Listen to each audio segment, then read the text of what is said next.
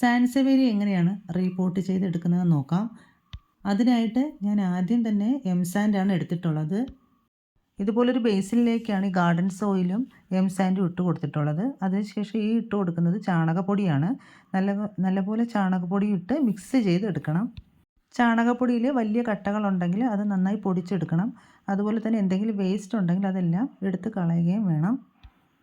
ഈ മിക്സ് ചെയ്ത് വെച്ചേക്കുന്ന സോയിലിലേക്ക് കുറച്ച് സാഫും കൂടെ കൊടുത്തെടുക്കുന്നുണ്ട്. സാഫ് കൊടുത്ത ശേഷം ഒന്നുകൂടി സോയിൽ നല്ലപോലെ അടിയിൽ നിന്ന് ഇളക്കി യോജിപ്പിച്ചെടുക്കണം.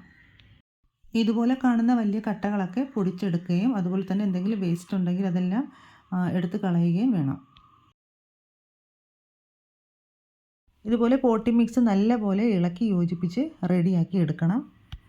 ഇതിനി റീപോർട്ട് ചെയ്യാനായിട്ട് ഇതുപോലൊരു പോട്ടാണ് എടുത്തിട്ടുള്ളത്. അതിലേക്ക് ഏറ്റവും അടിയിലായിട്ട് ഞാൻ തെർമോക്കോളാണ് കട്ട് ചെയ്തിട്ട് കൊടുക്കുന്നത്. തെർമോക്കോളിൻ്റെ മുകളിലായിട്ട് നമ്മൾ റെഡിയാക്കി വെച്ച പോട്ടി മിക്സാണ് കുറേശ്ശെ ഇട്ട് കൊടുത്ത് എടുക്കുന്നത്. ഈ ഒരു ടൈപ്പ് സാൻസവേരിയാണ് ഞാനിപ്പോൾ റീപോർട്ട് ചെയ്യാനായിട്ട് എടുക്കുന്നത്. ഇതിൻ്റെ പേര് മൂൺഷൈൻ സാൻസവേരിയ എന്നാണ്. ഇനി ഈ സാൻസവേരിയ ഈ ഒരു പോട്ടിൽ നിന്നും മണ്ണോടുകൂടി തന്നെ എടുക്കണം. മണ്ണോടുകൂടി പുതിയ പോട്ടിലേക്ക് വെച്ച് കൊടുക്കണം. എന്നിട്ട് ആ 4 പാടും, അതായത് മണ്ണില്ലാത്ത ഭാഗത്തെല്ലാം ഇപ്പോൾ റെഡിയാക്കി വെച്ച ഗാർഡൻ സോയിൽ കൊടുത്ത് നമുക്ക് അത് 4 ചുറ്റും ഫില്ല് ചെയ്തെടുക്കാവുന്നതാണ്.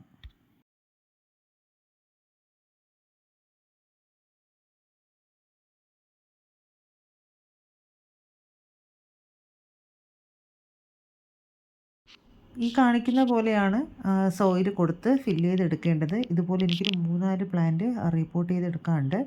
അങ്ങനെ ഒരു 3-4 സാൻസവേരിയ ഞാൻ റീപോർട്ട് ചെയ്തെടുത്തിട്ടുണ്ട്. ഇതുപോലെ പ്ലാന്റ്സ് എല്ലാം റീപോർട്ട് ചെയ്ത ശേഷം വെള്ളം കൊടുത്തെടുക്കുന്നുണ്ട്. ദിവസവും അതിന് വെള്ളത്തിൻ്റെ ആവശ്യമില്ല. ആഴ്ചയിൽ ഒരിക്കൽ ചുവട്ടിലെ നനവനുസരിച്ചാണ് ഞാൻ വെള്ളം കൊടുത്തെടുക്കാറുള്ളത്.